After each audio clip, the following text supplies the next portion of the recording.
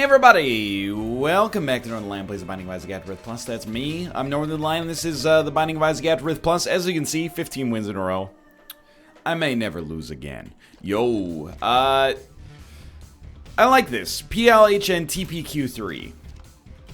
I like this with the added, oh my god, get rid of Ringworm as soon as possible. But apart from that, I actually think this is pretty good.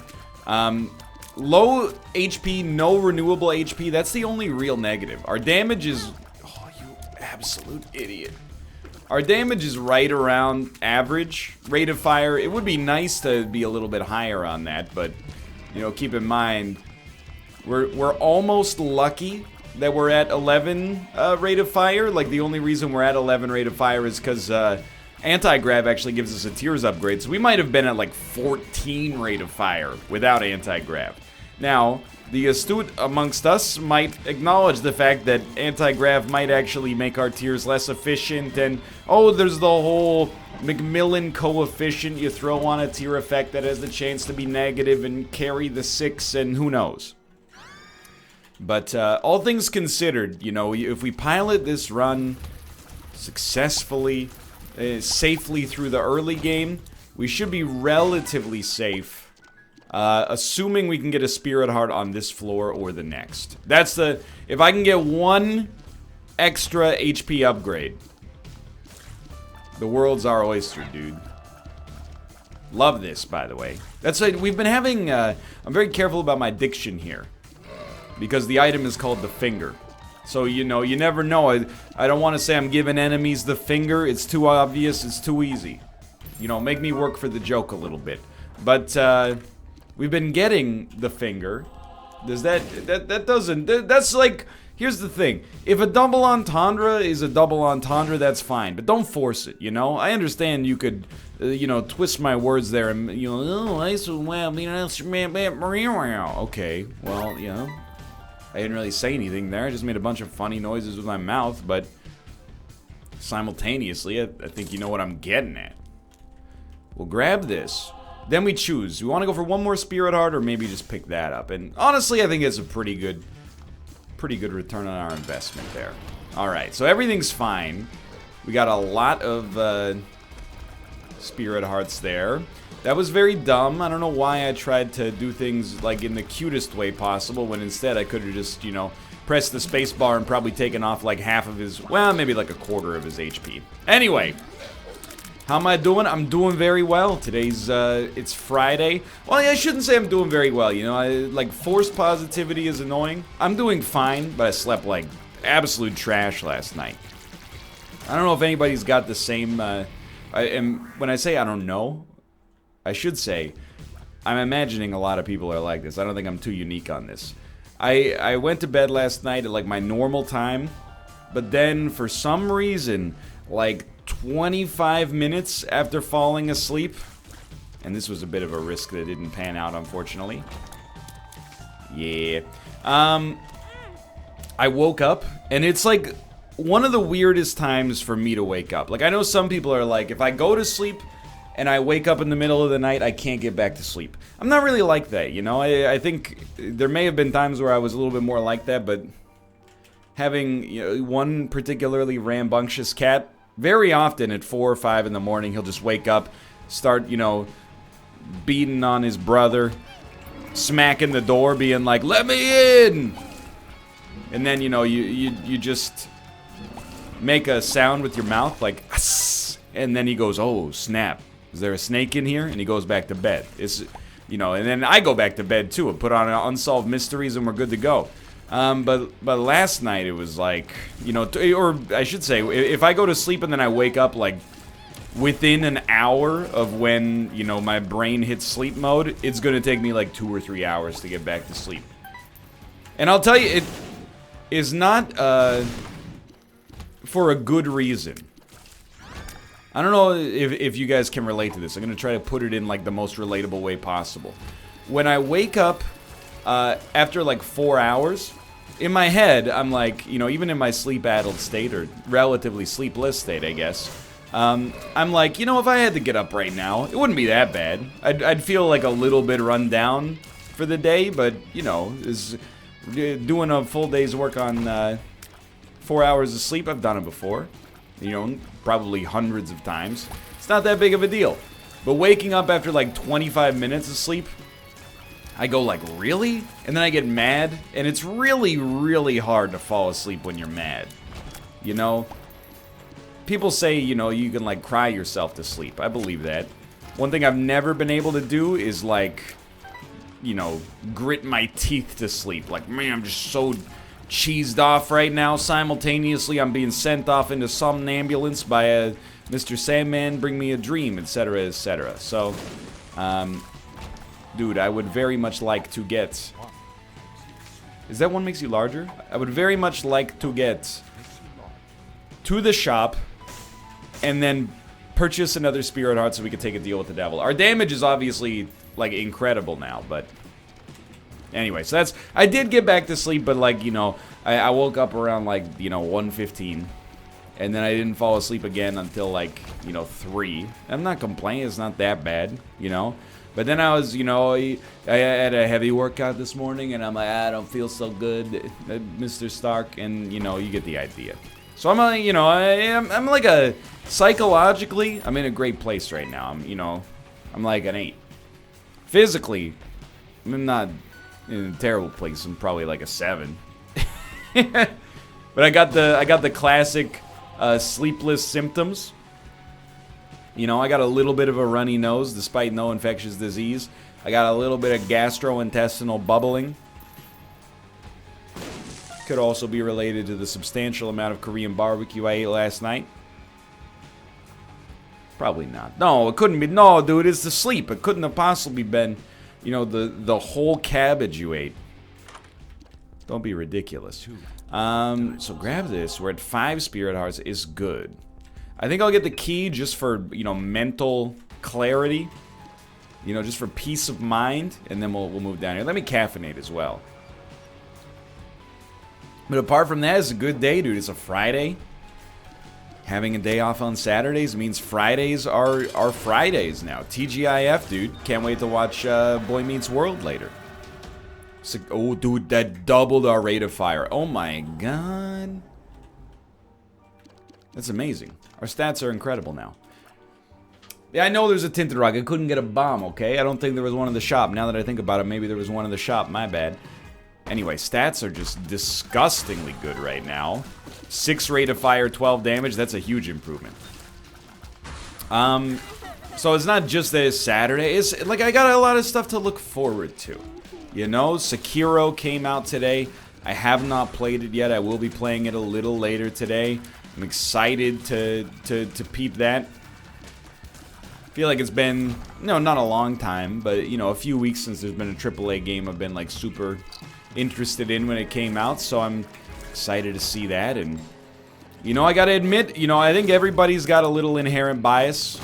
My bias when it comes to From Software games is, like, please don't take this out of context.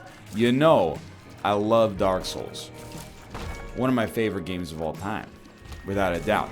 But I think I prefer Bloodborne. And I think I prefer Bloodborne just because of the fact that it's the only game from Software in the same universe as Bloodborne. Whereas in the Dark Souls games, sure, they take place in kind of like parallel universes, but the atmosphere and tone are fairly similar between, you know, 1, 2, and 3.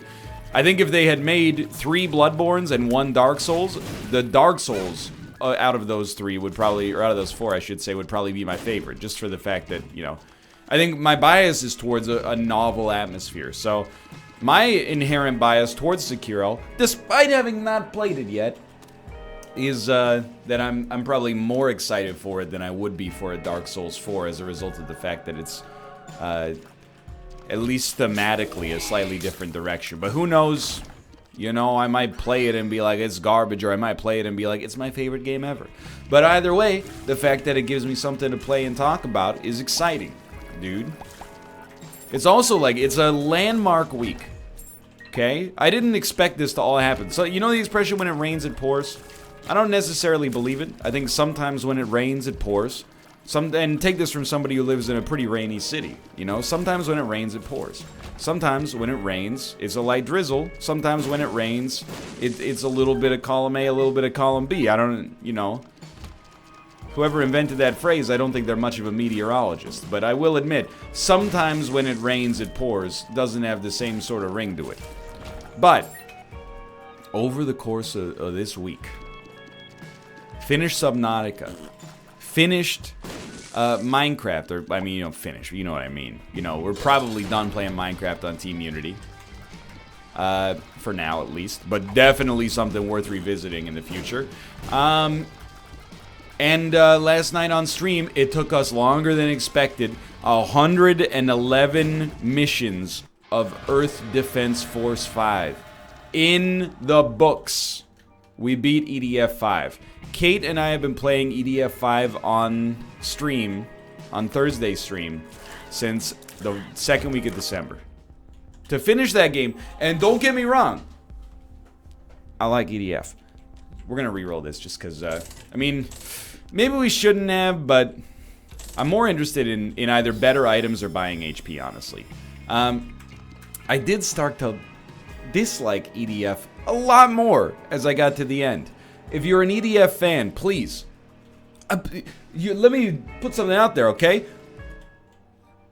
It's a little long, okay? We beat it on normal mode. It's 111 missions. Each mission is probably, you know, anywhere from 10 minutes to half an hour.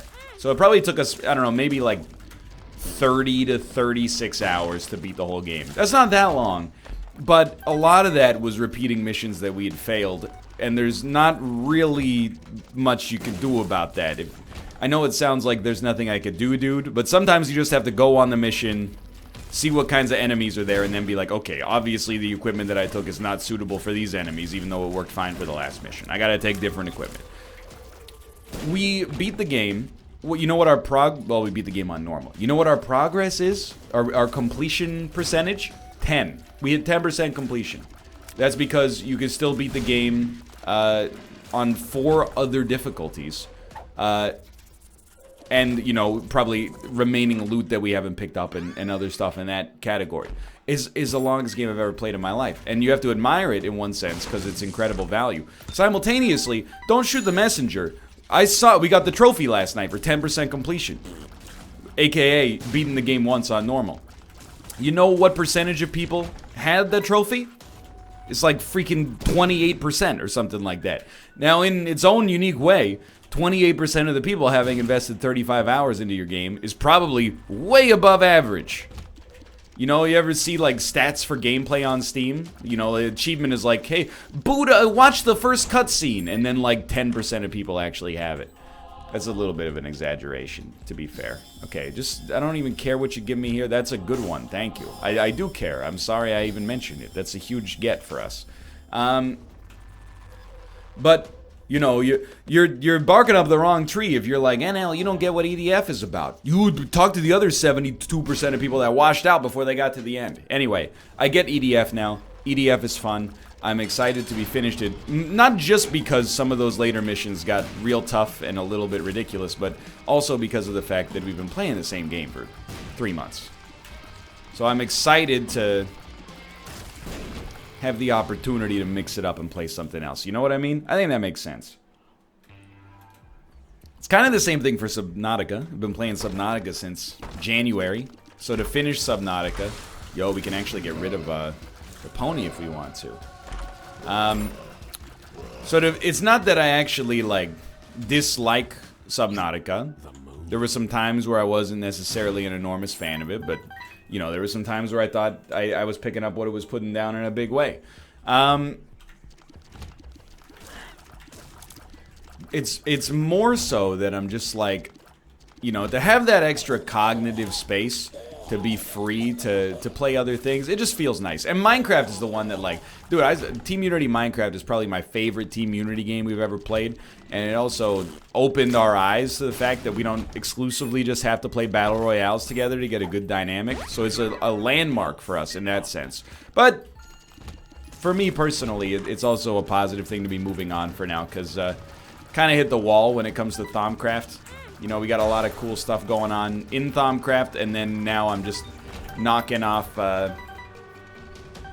you know, checking boxes in the recipe list, and it's like, you know, you got a 10% more efficient smelter. And then I know, you know, whenever I say anything, people take it as an invitation to argue. That's not the case. I'm just speaking my mind. If you want to argue, that's fine, but you don't earn any brownie points for, like, you know, one dude has been talking for 40 minutes straight to himself, and you're like, well, you know the thing you said off the top of your head? Well, I have a great rebuttal for you. Okay, fair enough. You know, save it for Congress, buddy. Ah, we could have done something. Save it for Congress, Beto. Okay. Regardless. Sure. I mean, this isn't a great trinket, but it's fine. People were like, well, we were telling you to try another mod. Yeah, but like, if I started on a brand new mod, we would have been playing Minecraft on Tuesdays for 6 months. And that's not necessarily a terrible thing, but, you know, I was ready to move on, if that makes sense. I wasn't ready to, you know, commit to something that could be another, you know, 6-week endeavor. I mean, 6 weeks isn't even that long, but, you know, when you've been playing the game since November, it's a little bit longer. Anyway. It's the spirit of a variety channel, you know? You say hello to new games, you say goodbye. And I say hello. You get the idea. I know what you think about, I say hello. I had to do it in that voice. It's that my normal singing voice is actually too similar to Paul McCartney's, so they won't let me do it. I'll get content ID matched. Why not take it, you know? We're probably not gonna... We got 6 different ways to fly here, but we'll head downwards nonetheless. Oh. Sorry, I was just checking... I'm a very important person. I get all sorts of direct messages, so I had to peep a direct message there. It said, hey, Egg, you is stinky. And I went, oh. Former President Barack Obama. How'd you get this number? That's a joke. I haven't had any discourse with former President Barack Obama. I mean, he probably doesn't even know I exist. Unfortunately. Despite the fact that... I don't know where I was gonna go with that. There was no place for that joke to go from this point onwards. Okay, let's move on. We got the coupon. The coupon is a deal with the devil enabler for us. We're on Dank Depths 2. I would like to not only see where we're going. That's the reason I popped the sun there. But I'd like to teleport out of Boss Rush, you know? Anyway, to loop... What else? The reason I'm pivoting off of the Isaac talk is like, who cares? Look at our run. You know, we got 4 rate of fire, the ability to fly, and like 12 damage. We're gonna be fine. So, you know, you really want me to save for the 500th time? Like, I'd really like to go to the... I'd really like to teleport out of Boss Rush. Yeah, no kidding. You know, we heard you the first 1,400 times. But, to loop back around... Yo, let's take this. This will be fun. To loop back around to what I was saying, it's not that I'm, like, happy to see the games go. It's that I'm happy to have another space to introduce new things. So, I'm excited by the prospects on offer right now. Does that make sense, officer?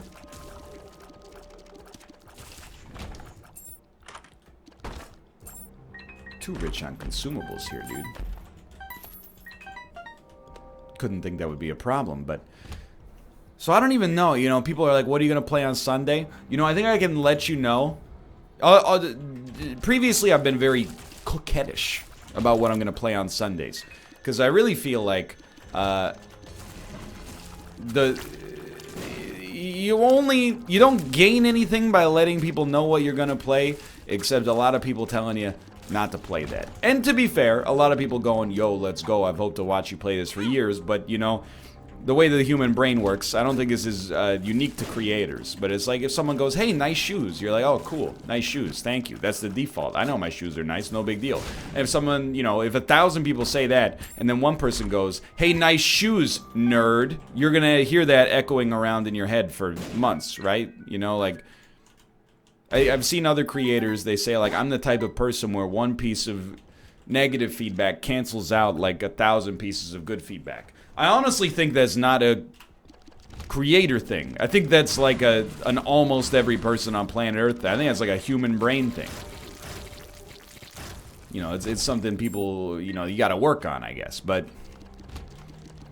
I'm gonna tell you anyway, because this episode's gonna come out after Sunday. And I'm gonna tell you two things. And you're gonna, there's gonna be prime time for argument for the second one. Anyway, the first thing is, I looked it up on how long to beat. Is getting amazing press. It seem to be so long as to be prohibitive for my own, you know, jovialness over the course of a few Sunday streams. Next game is going to be Resident Evil 2 Remastered. 100%, no doubt, don't question it. Following that, I think it depends what's gonna... maybe some stuff will come out between now and when I finish playing Resident Evil 2 Remastered, which is going to be neat for me because Resident Evil 7 was the first Resident Evil game I played through in its entirety, so I'm going back to some of the classics here. Following that, I shouldn't say intention, but my pet theory for what I'll play next, you're never going to see it coming. Pokemon Let's Go Pikachu or Eevee. I don't, you know, I don't have high-minded decision-making processes for why that would be the next game. I'm gonna hit you with my incredibly cerebellum-driven ones, okay? I want to play a Pokemon game in advance of the release of Pokemon Sword and Pokemon Shield. I also, I mean, you know, the boys, I wouldn't say old, but he was around. You know, he was an adolescent when Pokemon Red, Blue, and Yellow came out. As a result, I know Gen 1. I know those Pokemon. I think it would be cool to play that through on stream, just to be reminded of the mechanics, have a shared adventure, and I think it would be good for audience participation as well. But also, I mean, it could be a complete disaster. But I don't know. As much as, like, I think sometimes people are unfair to quote-unquote creators, I think people are unfair to the audience sometimes as well. People go like, oh, you shouldn't play Pokemon on the stream because your chat is just going to be like, why didn't you do this? Why didn't you unlearn Tackle so you could learn Razor Leaf? You know, they're going to bother you. I don't think so, dude. Like, you know, they can say whatever they want. I'm an adult. I can get over it. I'll read it in chat and go, you know, the reason I didn't unlearn Tackle to take... By the way, I would always unlearn Tackle to take Razor Leaf. Because one is tackling and one is shooting sharp leaves out of your body. My whole Pokemon methodology right now is if a move is cooler, that's the move I'm doing. Anyway. You know, you're in this, I don't know, people... I have to be careful, not because I'm worried about blowback, but because I think it's intellectually dishonest. I do fall into the trap sometimes of being like, you know, other streamers be like, meh, someone made fun of the way I play a video game. And I'll be like, top right, by the way, you know? I think that's unfair to, you know, other streamers who are... You know, they tackle their own stuff in their own fashion, and who knows what they're going through to begin with, But, all I'm trying to say is I am very smart. Okay. Actually, functional tiers upgrade. Didn't know if we could have one at this point, but I'm happy to see it. So yeah, I don't know. You come to my chat and be like, NL, just so you know. Maybe I'll learn something as well. Because, you know, all of my Pokemon... Like, I played Gen 1. I played no other Pokemon games. At all. I played Pokemon Snap. You know, I was like... It was a childhood obsession. I was into the Pokemon games, and then I was out of the Pokemon games. By the time I was like 13. I didn't play Gold, didn't play Silver, etc., etc. So it would be a jumping in point for me after a long period of having not experienced this. So I don't know how back in the day, I couldn't have told you any stats that Pokemon had except HP. I was just like, he's a big dragon, so I want him on my team. And here's the thing. Those games are easy, right? Like, if you just want to beat the... Please. If you just want to beat the single-player campaign, they're easy. Might take 20, 25 hours. Anyway. That's not cost prohibitive. Oh, dude, thank you. I think we can actually do something cool with Tammy's head. So I think if I charge my shots... No, it does not work. I thought it would store until I let go of the button and then unleash it. But anyway. So you heard it here first. Those are my intentions. If you're like, that's not a good idea, that's fine. We're going to try it out anyway. If it works, it works. If it doesn't, it doesn't. Keep in mind, I don't know. I just feel like I have a lot of respect for my audience. And I also, I don't know, in my chat, like, as long as you're not being a total, like, piece of garbage, you can say basically whatever you want. And I'm not trying to foster one of those, you know, free speech by the way environments. It's just more so like, there have been a couple of times I've been tilted, and someone has been like, haha, egg, you're an idiot, I'm so much smarter than you. And I'm like, well, if you're so much smarter than me, how come you're watching me and I just banned you? How come you just said something that got you permanently silenced? But oftentimes, then, you know, I go, I have a coffee, I come back, search through the ban list, find their username, and send them a Twitch message and go. The number of times I've done this, by the way, is high. I search through the ban list, I go, okay, and I send them a Twitch whisper, and I go, hey, you know, I think you could have been nicer with what you said, but I was also tilted to begin with. I probably shouldn't have permanently banned you. You know, so I undid it and I apologize. I've done that, you know, probably a dozen times. The majority of the time, I get a message in return that's like, as soon as I said it, I regretted saying it.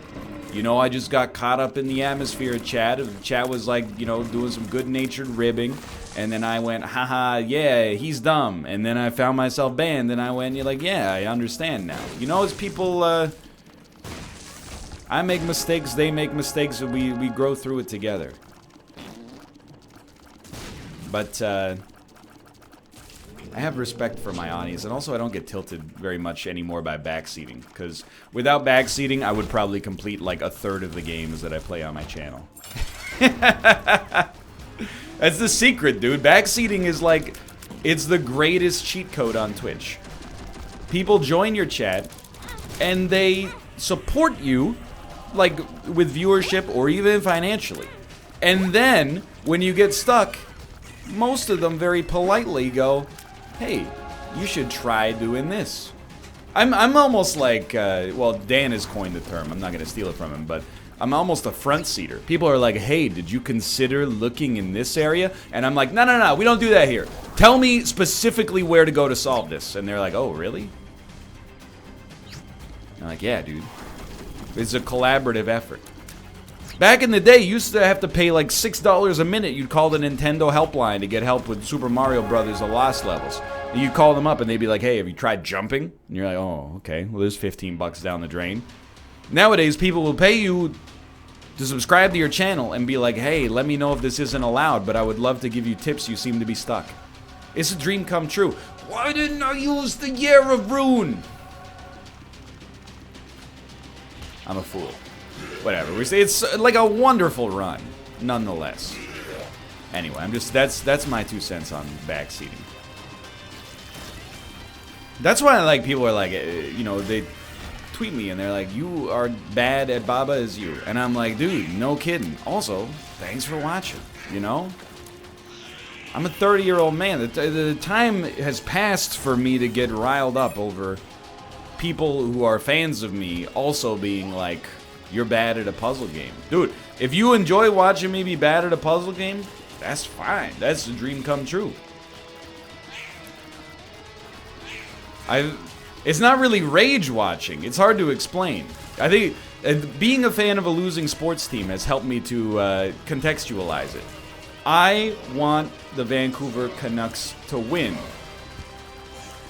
But when I watch, I know that there's a decent chance they're gonna lose.